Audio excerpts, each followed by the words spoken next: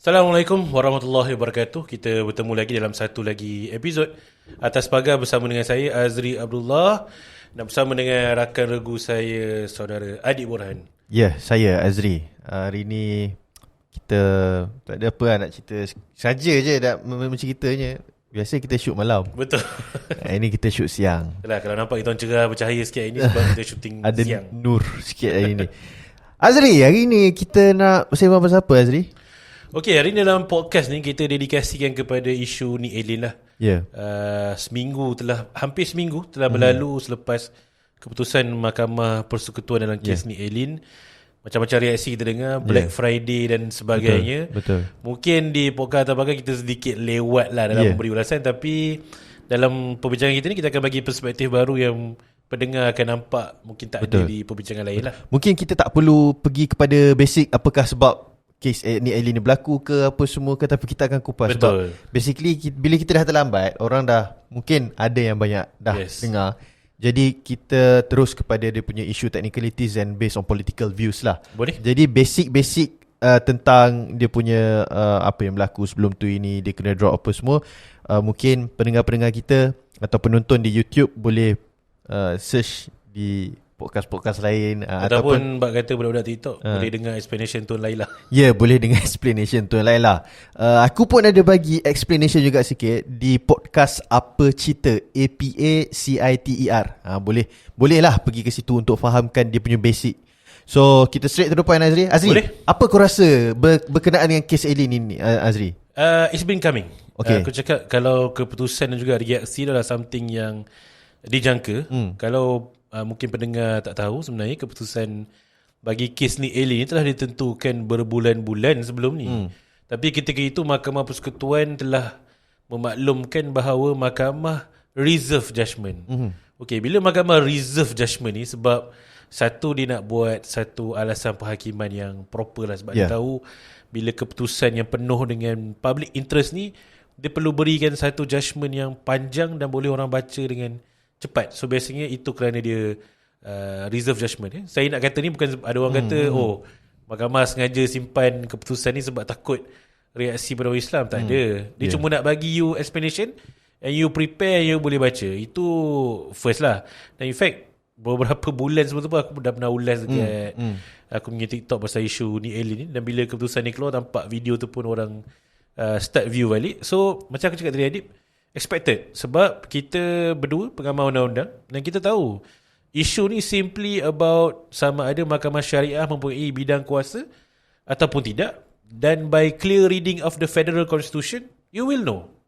Actually you will understand and you will know. So my concern adalah kenapa perkara itu tetap dibuat oleh Dun Kelantan ketika itu. Baik. Sebab kita tahu, Dip, mana-mana kerajaan negeri ada penasihat undang-undang. Betul. Penasihat undang-undang ni dah dihantar oleh kerajaan persekutuan. They are from the AG chambers. They know the constitution. They are supposed to advise the state government. Tapi kenapa Dun Kelantan masih mengambil tindakan ni, Adib? Dalam situasi ni, Azri, aku rasa dia telah dinasihatkan. Okey. Dun Kelantan telah dinasihatkan, tetapi kuasa Dun tersebut melangkaui segala-galanya nasihat yang datang. Jadi apa boleh buat?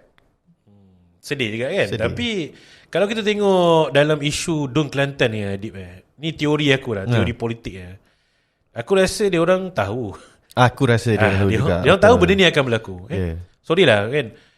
Ada orang mungkin mengatakan bahawa Dun Kelantan tu memang ikhlas untuk memperjuangkan perundangan syariah. But for me, aku melihat benda ni sebagai satu stunt politik daripada kerajaan Kelantan dan juga PAS. Sebab dia orang ada ramai orang yang berpendidikan undang-undang. Ada Taqiyuddin Hasan, Serta Agung. Betul. Well respected, well versed lawyer. And you know, any clash between federal laws and state law, federal law will always prevail. Constitution is supreme. You tahu. Betul. Tapi you decided untuk teruskan rancangan tersebut, pergi ke mahkamah. Bila pecah macam ni, dia membawa kepada kerosakan dan kemarahan rakyat seperti apa yang kita tengok sekarang. So aku rasa ni adalah deliberate attempt daripada Dun Kelantan kerana untuk stand politik atau satu. Kedua, ataupun kerana dia orang dah cuba untuk pindah RU 355. Many years tak berjaya. Walaupun di dalam kerajaan sendiri dia tidak berjaya. Itu satu persoalan lagi dia. Betul. Pandangan kau macam mana? Kau rasa kita ada PN pernah memerintah negara selama 33 bulan, dipenuhi oleh menteri-menteri daripada PAS. RUU 355, orang tengah COVID, prime. Orang cakap prime, the best time untuk kau memperkenalkan dan meneluskan RUU 355. Tapi kenapa dia orang tak buat? Azri, aku setuju dengan kau apabila perkara ini hanyalah stunt politik semata-mata. Takyuddin dan peguam-peguam PAS harus sedar bahawasanya ini tidak ada kena-mengena dengan Perlembagaan Persekutuan ataupun Hakim Mahkamah Persekutuan. Hal ini kerana kalau kita tengok betul-betul, hakim yang berada, ketua hakim negara sendiri adalah lantikannya sewaktu ketika zaman PAS PN memerintah. Betul? Betul. Dan kita kena tahu juga, stand-stand politik mereka ini lebih kepada membakar Islamis yang terlalu kuat, tidak mahu memahamkan fakta-fakta yang ada dekat dalam Perlembagaan Persekutuan kita. Dia seolah-olah ingin membunuh demokrasi yang telah dibawa berdekad lamanya kat negara kita dengan cara memainkan api perkauman dan api orang kata terlalu right wing. Dan sampai ke hari ini kita tahu yang ramai peguam-peguam PAS ini, macam kau cakap tadi Azri, dia educated, tetapi dia cuba memusingkan perundangan mengikut tekak sendiri. Betul, because kalau you adalah simply a competent yang kita panggil good enough lawyer, betul, you will know the only way untuk you improve mahkamah syariah ni adalah you perlu buat pindaan perlembagaan. Benar. Itu saja cara dia. Betul. Cara lain mungkin dia orang dah terbiasa ambil kerajaan ikut jalan belakang. Perkenalkan undang syariah pun ikut jalan belakang lah. Tapi itu sedikit sebanyak tentang kes ni Elin. Tapi aku rasa dalam podcast episod ni Adil, kita nak bincang sikit lah reaksi rakyat Malaysia atau reaksi politik yang berlaku lah. Ya, betul. Kalau tengok berita hari ni, Sultan Selangor telah pun menegur penggunaan terma Black Friday. Apa ni? Bila dengar Black Friday lah, apa yang kau rasa tu? Sampai Sultan pun nak kena tegur politician daripada PAS ni sendiri menggunakan perkataan tersebut. Rasa terhina tak kita sebagai rakyat jelata yang macam pemimpin kita, walaupun ialah parti berbeza, tidak satu aliran dengan kita, kenapa kau perlu gunakan perkataan tersebut? Betul. Tak terasakan itu Black Friday itu adalah budaya atau bangsa ataupun agama orang lain dan dikenali sebagai hari untuk shopping. Black Friday, beli PC punya gaming dan ke apa semua. Teguran tu sangat penting sebenarnya sebab betul. Orang selalu anggap Perikatan Nasional PAS ni adalah protector of Malay and Islam, tapi sebenarnya Islam dan hak-hak Melayu ni dilindungi oleh sultan-sultan dengan Di-Pertuan Agong dan juga perlembagaan. Dan bila sultan pelindung agama Islam dan Melayu tu telah menegur geng-geng yang kononnya terbakar jiwa apabila keputusan Mahkamah Persekutuan tu keluar, dia hantar satu mesej yang jelas lah. Mesej dia jangan melebih-lebih sangat. Betul. Okay, keputusan ni adalah keputusan yang dijangka. Sebab itulah mungkin orang ramai tak sedar. Dia orang ingat bila benda ni pun kita dah jangka akan jadi bom politik, orang akan selalu ingat benda sensasi. Tapi dia tak tahu selepas kes Iki Putra tu berlaku. Dia sebelum ni Elin kita ada Iki Putra. Iki Putra, betul. Tahun 2022, betul. Dan itu berlaku ketika zaman PAS menjadi kerajaan. Betul. Apa yang disebut oleh Ketua Pemuda PAS ketika itu? Dia keluarkan artikel masa untuk bersikap proaktif, bukan reaktif. So zaman dia boleh pula. Zaman dia kalau kena dia minta kita bertenang. Zaman orang lain dia marah. Tak boleh kan. Dia marah. Jadi macam budak kecil tau tak. Kalau musik dia tak boleh. Macam mana tu Adib? Macam mana bila kita tengok jadi macam ni, lagilah kita percaya benda ni stunt politik. Betul tak? Betul. Disebabkan perkara ni, yang bermain politik dengan perkara ni hanyalah satu pihak sahaja. One sided only. Betul. Perasan tak kenapa UMNO pun tak ada nak keluar statement yang begitu keras? Tak ada. Sebab UMNO ni dia tahu perlembagaan. Dia tahu perlembagaan. Itu beza dia, bijak politik dengan bodoh politik. 2-3 episod kita dah hentam UMNO. Tak, memang kena bagi. Kita akan hentam siapa sahaja yang betul. Di pandangan kita jujur. Betul. Podcast politik paling jujur macam ni lah. Paling atas pagar. Dan bercakap pasal hentam ni, selain pada Taqi Wadi Hassan, aku nak single out Wan Ahmad Faisal lah. Aku rasa Waf melampau. What are you doing bro? What are you doing? Kau memang nak bakar negara ke apa? Sebab antara benda lah yang dia petik kan, dia petik keputusan minoriti oleh CJSS, Datuk Abdul Rahman Sebli. di mana ada satu ayat tu Datuk Abdul Rahman Sabli kata sepatutnya kerajaan peguam negara intervene. So dia Muhammad Faizal terus petik ayat tu, dia kata patutnya peguam negara melindungi urunan syariah lawan ni alien dekat mahkamah. Bro, kau tak faham ke konteks apa yang Abdul Rahman Sabli cakap? Dia bukan suruh peguam negara masuk betul dan lawan. Tak. Dia suruh patutnya peguam negara yang take over the case. Take over and challenge the law. Betul. Bayangkan kalau kerajaan sekarang ni suruh peguam negara kita challenge the law of Kelantan. Kau boleh imagine lah dia punya political effect tu lah. Betul. So Wan Ahmad Faizal, come on, you are reader, suka jargon, be honest dengan you punya knowledge lah. Dan kita kena faham sebenarnya dissenting judgment ataupun penghakiman yang against ialah 811 Judge CJSS Sabah Sarawak Abdul Rahman Sabili. Kita kena faham dissenting judgment ini bukan berpihak kepada pembangkang semata-mata. Betul. Tidak ada konteks pun yang pembangkang boleh gunakan untuk melawan 8 keputusan hakim-hakim yang lain. Ianya soal technicality. Tapi bila kita cakap technicality, orang-orang PAS, orang-orang Perikatan Nasional ni, dia jenis macam, agama tak ada jenis technicality. No, it's not about that. It's about the judgment and also the law is based on technicality. Betul. Disebabkan ni alien tak ada local standard. Itu sahaja yang dipertikaikan oleh CJSS, Abdul Rahman Sabili. Iaitu, pada mulanya, kita kena explain bab law ni, Azri. Kita kena bagi tahu yang ni sikit. Walaupun kita tak bagi tahu dia punya, orang kata, asal-usul, kita kena terangkan bab ni. Nick Allen dalam memfilekan petition ini, pada awalnya untuk permohonan leave lah. Leave ni maksud dia kita nak kena minta untuk ke Mahkamah Persekutuan ni. Kita kena ada satu motion kan. Reason kenapa nak bawa. Jadi ada 10 reason yang diberikan. Dan salah satu reason tersebut adalah Nick Allen akan menetap di Kelantan, which is sekarang dia di KL tetapi dia lahir di Kelantan, dia besar di Kelantan apa semua. Dia akan plan untuk bersara di Kelantan, pencen di Kelantan, duduk di Kelantan, balik lepas dah selesai apa semua di KL. Dan dia cakap dia akan terkesan dengan undang-undang yang akan diperkenalkan oleh enactment tersebut di negeri Kelantan. Kemudiannya apabila dah dapat leave, dibenarkan untuk bawa kes ni di Mahkamah Persekutuan, sewaktu memfilekan notis tersebut, dalam notis tersebut dia tak masukkan perenggan yang tersebut, yang perenggan technicalities lah. Ni Allen tak mention yang dia akan duduk di Kelantan in the future dan benda ni akan terkesan kepada dia apa semua. Itu je pucuk pangkal asas dia, technicalities dia dekat situ. Sebab itulah munculnya benda-benda lain yang pasal AG tak interfere apa semua bla bla bla bla, disebabkan itu sahaja. I see. 88 muka surat tu yang kita baca dissenting judgment tu. Dissenting judgment lagi panjang daripada majority judgment 8 tu.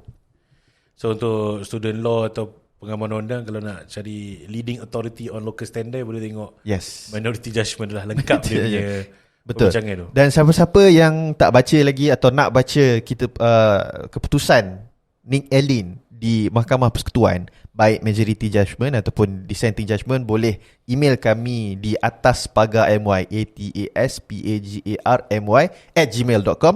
InsyaAllah kami akan bekalkan lah PDF tersebut. Kita ada servis bagi bahan ilmu sekarang. Ya. Mantap. Dan insyaAllah kita akan buka kelas nanti Oh insyaAllah. Okay. InsyaAllah. Okay. Lepas tu tadi kita cuma pasal reaksi ni Allen ni, ada satu yang aku rasa I take it personally. Tak tahulah kau terasa ke tak dengan benda ni. Tapi bila samalah kita berbincang ni, dan aku yakin lah kalau video ni fly, akan ada orang komen. Akan ada orang komen lah. Sebab aku dah nampak benda ni ada orang komen. Akan ada orang komen, jangan kita dengar cakap peguam sivil ni, dia orang bukan tahu pun. Kita kena dengar cakap peguam syariah. Betul. Kita tak ada kepakaran ni. Walaupun kita tahu sedikit sebanyak tentang elemen dalam undang-undang syariah tu, kita memang bukan pengamal undang-undang syariah. Dan ramai orang ni Naim dan Adib akan Naim dan Adib dah ada. InsyaAllah. Aku sendiri kita orang nanti, so nanti awak boleh lah explain boleh. Tapi back kepada isu, orang kata peguam sivil tak faham undang-undang syariah. Betul. Dan apa yang Tengku Maimun cakap tu betul. Dia kata kes ni Allen ni nothing to do dengan the essence of undang-undang syariah. Setuju. Dia adalah tentang sama ada negeri mempunyai bidang kuasa ataupun tidak untuk menggubal undang-undang yang termasuk dalam senarai persekutuan. Itu je. Dan bila kita cakap pasal constitutional law, one of my favourite subject zaman belajar dulu, something yang kita menekuni dan belajar dengan mendalam, saya rasa pandangan peguam sibil pun agak fair. Jadi tak faham lah kenapa tiba-tiba mengatakan peguam sibil ni dia tak dalam bidang ni dia tak ada lokus lah, orang kata, untuk bersembang benda ni. Dan dia membawa aku kepada satu statement daripada Presiden PAS yang for me lah, aku rasa sangat menghina hakim, dan menghina juga para pengamal undang-undang ni, iaitu tak silap aku semalam kot dia kata hakim-hakim Mahkamah Persekutuan dipimpin perlembagaan penjajah. So dia hina hakim, dia hina perlembagaan. Adib, perlembagaan ni, kau pun ada buat perlembagaan tu. Kita bawa perlembagaan ini. Perlembagaan ni, betul, tuan-tuan, dia asas negara. Betul. Dia adalah asas negara, okey. Segala yang ada dalam tu adalah benda yang kita kena lindungi. Dan Hadi Awang pun ketika dia mengangkat sumpah sebagai ahli parlimen yang kali keberapa dah kita tak tahu dah. Orang boleh kata father of the parliament lah, sebab dia pun antara parliamentarian yang senior. Betul. Takkan you bersumpah atas something yang deep down you kata ni adalah dokumen penjajah, peninggalan secularism dan sebagainya. Tak boleh macam ni, Dip. Rosak negara kita. Azri, masa kau belajar constitutional law dulu, kau ingat tak antara, yalah, bila dah ada satu orang kata badan yang akan mendraftkan perlembagaan ni, ingat tak siapa antara pihak-pihak yang ada dekat dalam soalan sejarah sejarah juga, betul, sejarah juga. Yang ada dalam perlembagaan Ya, maksud dia pihak-pihak yang of course lah, British memang ada campur tangan. Kita tak boleh nafikan. Tapi founding fathers kita semua kat situ. Founding fathers kat situ. Dan kita kena ingat, daripada luar negara pun ada yang turut serta merangka perlembagaan untuk kita. India satu, dan Pakistan, negara Islam, Islamist Republic of Pakistan. Betul. Tak cukup kuat ke Islam kita kat dalam perlembagaan? Betul. Dan bagi aku, sebenarnya yang menjamin kedudukan istimewa Islam, menjamin hak bumi putera, menjamin kedudukan bahasa Melayu, menjamin kedudukan raja-raja adalah perlembagaan lain. Dia menggunakan perlembagaan ni, dia cakap perlembagaan ni tak betul, tetapi untuk politiknya dia cakap untuk Melayu, untuk Islam. Ini yang cover semuanya. Betul. Ini yang cover semuanya. Azri, aku pernah cakap juga dalam podcast aku di Apa Cerita. Sekiranya dahulu Rasulullah SAW membawakan Al-Quran dan Sunnah, baginda tinggalkan kita dengan Al-Quran dan Sunnah, dan kita memang kena ikut undang-undang yang ada dalam Al-Quran dan Sunnah. Tapi pada masa yang sama, Rasulullah mencipta piagam Madinah apabila mendirikan negara Madinah. Betul. Disebabkan itu adalah negara bukan sahaja orang Islam. Betul. Ada agama lain, Yahudi ada, Nasrani ada. Akan tetapi adakah piagam Madinah itu seolah-olah nak cakap Al-Quran ni tak cukup kuat, sebab tu kena dia piagam Madinah? Tidak. Betul. Sama macam Malaysia, kita ada perlembagaan persekutuan, tetapi kita berpandu juga kepada Al-Quran dan Sunnah. Betul. Jadi itulah, kita actually as rakyat Malaysia, kita ada duty untuk sayang, faham, betul, dan juga ada rasa untuk melindungi perlembagaan persekutuan kita. Sebab even as a normal person, hak-hak you bersuara, berpersatuan, hak untuk mendapat pendidikan, hak untuk tidak dibuang dari negara, semua ada dalam tu. Itu adalah kita punya essence sebagai rakyat Malaysia. Dan sekarang ni kita ada satu pihak yang bermula pada kes ni, Elin ni, bukan satu pihak, disebut Perikatan Nasional lah terus. Perikatan Nasional dan pendukung-pendukung dia menyasarkan serangan tu kepada perlembagaan sekarang. Dia nak buat orang benci perlembagaan. Tak boleh. Tak boleh. Okay, politician will come and go. One day Pakatan Harapan akan jatuh. Betul. One day mungkin Perikatan Nasional akan naik balik. Betul. One day mungkin UMNO akan pecah dan naik balik seorang-seorang. Mungkin Perikatan Nasional akan jatuh balik juga. Betul. Tapi apa yang kekal, apa yang tinggal adalah perlembagaan. Itu yang akan guide negara kita, akan melindungi hak anda daripada dicabul oleh mana-mana politikus yang suka mengambil kesempatan dalam sentimen agama dan perkauman ni. Okey, itu perlembagaan persekutuan. Kemudian satu lagi yang aku rasa menarik untuk bincang pasal isu ni Elin ni adalah bila mana kita lihat dalam isu kes ni Elin ni, dia ada dia macam ada satu argument kan, aku nampak agak popular kat komen ni. Orang kata undang-undang persekutuan ni sekular, undang-undang negeri ni undang-undang Islam. Bro, okay, let me tell you, okay, kalau kau melihat dengan pandangan yang sempit lah, kau akan rasa macam undang negeri tu adalah undang Islam. Dia tidak begitu sebenarnya, okay. Sebenarnya memang kita menyerahkan kuasa perundangan Islam tu kepada negeri. Betul. Tapi negeri pun ada hak mengubah undang lain, undang tanah dan sebagainya kan. Kedua, kita kena faham undang-undang persekutuan ni, bila dia gubal undang-undang, dia meliputi semua kaum, Adib. Dia bukan hanya terpakai kepada orang Islam. Dia terpakai kepada semua orang. Betul. Dan dalam parlimen memang kita akan ada ahli parlimen Melayu, Iban, daripada Sabah Sarawak, Cina, India. Begitu juga di DUN. Mungkin di Kelantan tak ada ahli DUN Cina, India. Tapi katakanlah kita buat undang syariah ni di Kedah ke, di Johor ke, bila dia nak gubal enactment jenayah syariah pun, ahli-ahli DUN yang bukan Melayu boleh membahas. Betul. Sebab itu kerja dia. Betul. So anda nak cakap sekarang ni orang bukan Islam pun boleh terlibat dalam penggubalan undang-undang syariah. So it's unfair. It's unfair untuk katakan hanya undang-undang negeri ni sahaja melindungi Islam, sedangkan ada sahaja peruntukan undang-undang ni yang selari. Contohlah perbuatan muncikari, perbuatan liwat tu semua masih lagi haram. Betul. Masih lagi haram, Adib. And let's go a bit on real part lah, Adib. For me lah, ni pandangan aku, my hot take lah. Aku tengok kau respon apa. Aku rasa dari segi perlembagaan memang undang-undang persekutuan itu lebih tinggi daripada undang-undang syariah. Tak boleh ada apa-apa yang melebihi undang-undang persekutuan. Okay. Dan sekarang ada orang kata yang berdasarkan teori itu, mahkamah syariah ini sentiasa satu tangga lebih rendah daripada mahkamah persekutuan. Okay, pandangan aku lah. Aku selalu rasa mahkamah syariah kita, sistem dia, pemain dia, termasuk keseluruhan dia punya environment tu, aku rasa it's not up to par dengan mahkamah sivil. Pandangan kau macam mana? Okay. Bila kita sembang, apabila kita bercakap tentang mahkamah persekutuan, mahkamah syariah, aku nak petik juga daripada, baru juga posting Facebook ni, daripada salah seorang kita panggil pensyarah perlembagaan lah, Prof. Syam Rahayu. Prof. Syam Rahayu cakap, beliau tulis di Facebook adalah, kita jangan istilahkan mahkamah yang kita ada sekarang mahkamah sivil.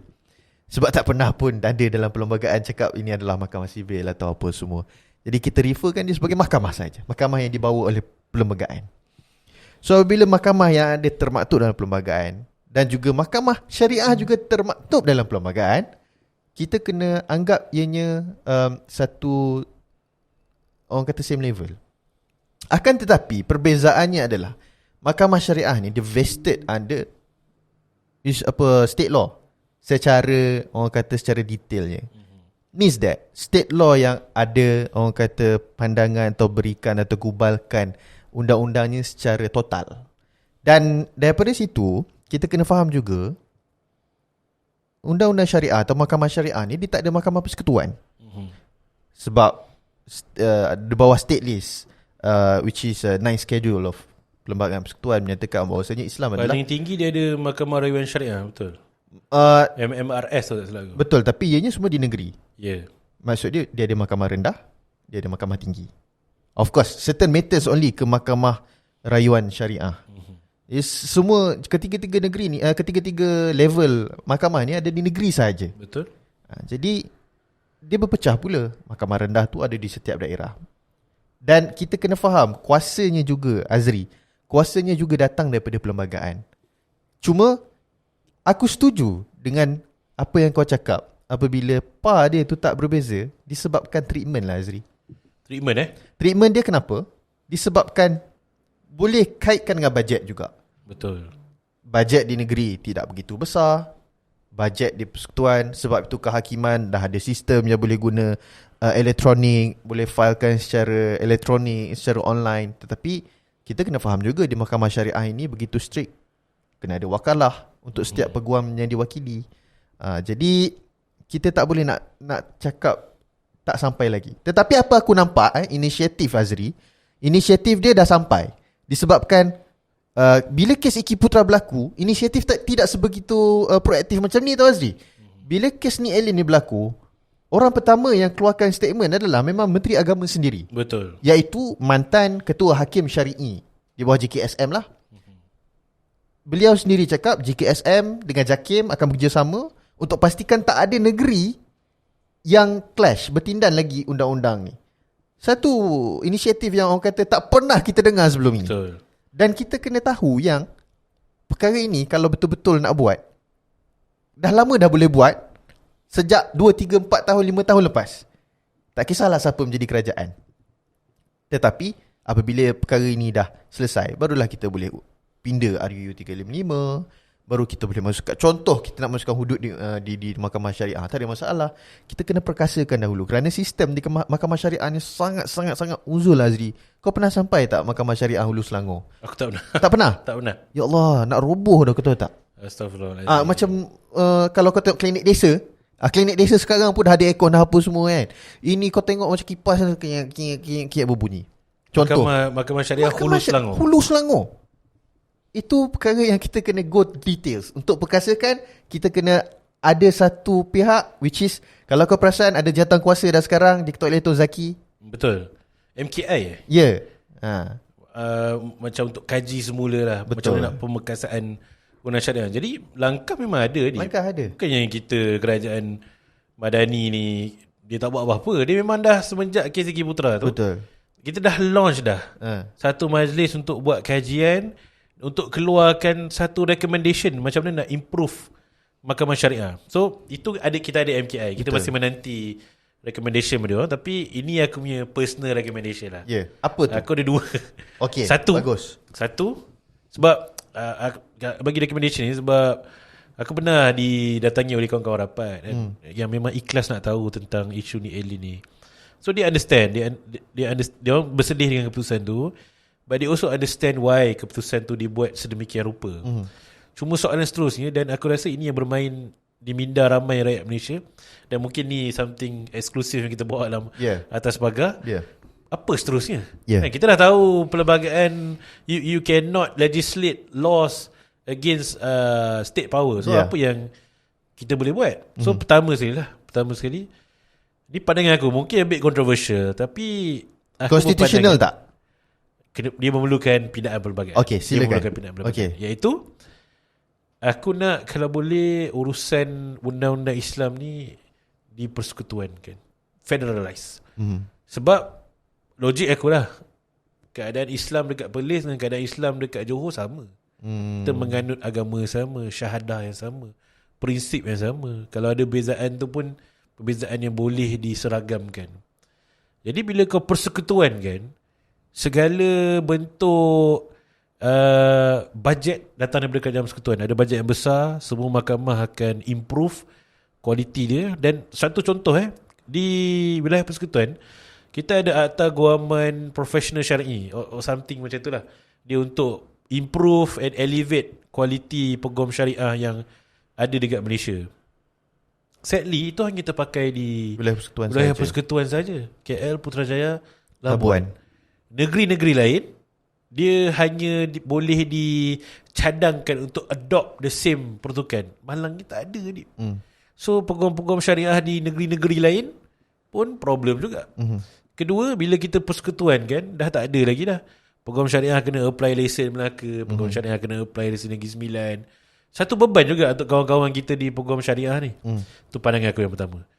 Pandangan aku yang kedua adalah kita bagi dulu apa kuasa yang boleh. Ini mungkin kepada substantif lah. Memerlukan pindaan juga. Sebab bagi aku lah, antara benda yang aku rasa macam sebenarnya ni memang proper untuk didengar di Mahkamah Syariah sebenarnya. Iaitu kewangan Islam. Sekarang ni kita tahu kewangan Islam is a booming industry. Banyak bankers pun looking into suku. Banyak jual beli pun banyak orang Islam yang mula mendapatkan Islamic banking. Betul. Kita memang ada a great shift daripada conventional to Islamic banking. Tapi sebagaimana perjanjian komersial lain, bila ada dispute, dia pergi ke mahkamah civil. Tadi Prof. Syafrani dia jangan sebut mahkamah civil kan. Mahkamah tapi perlembagaan. Mahkamah perlembagaan lah, bukan mahkamah syariah. So hakim-hakim ni pun ada yang bukan Islam, tapi dia memang dah ada kepakaran. Sebab dia orang terpaksa belajar, kerana itu adalah isu-isu komersial yang masuk ke mahkamah sivil. So konsep-konsep Islam banyak dibincangkan di mahkamah. For me, ini adalah satu bentuk aspek undang Islam yang sepatutnya diberikan kepada mahkamah syariah, booster dia punya power bila dia datang dengan satu section undang-undang yang terkait dengan industri. Nanti kualiti tu akan improve kepada mahkamah syariah kita. Itu dari segi undang-undang berkaitan dengan ekonomi Islam. Yang ketiga, last my recommendation, aku rasa untuk pentadbiran keadilan jenayah Islam lah. Jabatan pendakwaan syariah need to step up big time, bro. Kita dalam enactment jenayah syariah tu ada macam-macam kesalahan syariah kepada orang Islam. Tapi ada tak kita dengar sebarang pertuduhan dibuat? Adakah pendakwa raya syariah kita mempunyai kepakaran? Ada tak dia ada, sebab kita ni macam sistem keadilan jenayah di civil ni kan. Kita ada pendakwa raya, kita ada polis, kita ada SPRM. Semuanya akan contribute. So pendakwa raya ni dia just mendakwa dalam mahkamah. Ya, benar. Siasatan lain semua daripada badan siasatan. Betul. Tapi dalam syariah kita tak ada. Betul. Dia tak ada proper structure. Kita tak ada structure tu. Ya, setuju. Yang ada hanyalah jabatan agama lah. Betul. Yang membantu sedikit sebanyak. Itu pun dengan bajet yang terhad. Ya, bajet terhad. Bajet yang terhad. Dan tapi dia mungkin akan, yalah, ni semua recommendation yang datang dari orang macam kita lah, yang berfikir sikit. Tapi ada juga orang kata, kalau kita terus biarkan benda ni berlaku, kita akan wujudkan extreme duality in Malaysia. Contohlah, kalau kita ambil idea aku yang ketiga tadi, kalau kita ambil tu, so kita akan ada polis syariah, kita akan ada PDRM. So ada dua set of polis. Satu untuk govern orang Melayu Islam, satu untuk govern semua yang lain. So adakah itu keadaan yang diperlukan, atau mungkin ada satu kebijaksanaan lain yang boleh untuk harmonikan semua ni, Adib? Okay, cadangan kau nombor 2, nombor 3 aku setuju. Aku hanya nak sentuh cadangan nombor 1 je. Federalisation. I think it is a bad idea. Okay. If you want to federalize it, this is my take. You need to combine it. You need to combine dalam satu akta, kau kena ada akta yang depan tu adalah untuk non-Muslim, dan akta yang belakang tu adalah untuk Muslim. I see. Apabila kau combine, kau boleh gunakan polis juga untuk menguatkuasakan undang-undang syariah. Kau dah tak perlu ada dua polis. Tak perlu ada polis biasa, polis syar'i. Tapi it is back to square one.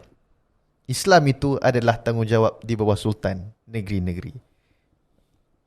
Are you sure about that? Tak adalah kata kita nak ambil kuasa sultan atau aku faham. Raja Melayu kita. Tapi dari segi pentadbiran undang Islam, I got your point. Dan I agree with certain of that, yang the first point. But Azri, aku nak tanya kau satu soalan lah. Adakah kau rasa bajet semata-mata yang orang kata menggagalkan kita punya semangat ataupun effort untuk memperkasakan undang-undang syariah di negeri-negeri ni, ataupun ada sebab-sebab lain? Sebab-sebab lain aku rasa itulah, aku rasa bajet bagi aku personally rasa bajet adalah punca utama kenapa mahkamah syariah kita lambat nak nampak peningkatan dia. Dan kedua adalah kerana pentadbiran negeri yang terpisah-pisah Kalau dia dapat dekat negeri yang betul-betul prioritize mahkamah syariah dia, memang mantap lah. Tapi kalau dapat negeri yang mungkin tak memandang kepada keperluan nak improve mahkamah syariah dia, memang mengundang lah. Apa komen mereka yang mendengar dan menonton perkara ini di rumah? Mungkin kawan-kawan syariah, lawyer syariah yang mendengar video ni boleh komen quote atau tweet kami ke pandangan anda. Sebab benda yang kami kongsi ni pun kita dengar daripada kawan-kawan syariah juga. Ya, betul. Kita tanya dia orang macam mana di kuat syariah semua. Azri, kita cerita-cerita dia orang. Betul, kita back to Ni Elin punya case. Okay. Beberapa hari selepas keputusan Ni Elin, Menteri Besar Terengganu keluarkan satu kenyataan. Apa kenyataannya? Kenyataannya, Terengganu akan fokus untuk memerhatikan undang-undang yang perlu dipinda di dalam enactment syariah mereka. Apakah mesej sebenarnya yang nak disampaikan? Kalau dari segi mesej politik, aku rasa itu adalah statement yang bagus. Bagus, berani, bold. So dia selari dengan apa yang Dr. Naim cakap. Dan itu sebaiknya bila kita dah tahu. Kan sebab sekarang ni PAS ni dia cakap, walaupun MB tergantung pada PAS juga, PAS ni dia kata jatuhnya enactment syariah Kelantan tu bermaksud setiap enactment syariah di negeri-negeri lain juga akan jatuh. Technically he's correct lah, sebab dah ada satu prinsipal yang kata kau tak boleh keluar limit daripada bidang kuasa dah negeri. Ada precedence. Tapi the wise and the mature ones macam MB Terengganu, dia kata tak apa, kita akan kaji apa yang tak boleh, kita mungkin dia akan masukkan lah, sebab memang dia tahu tak boleh. Betul. So itu adalah pandangan yang bagi aku lebih rasional dan terpimpin betul. dalam situasi dia salah seorang pemimpin yang mengemudi masyarakat majmuk di Malaysia ni. Kan orang cakap calon PM11 kan.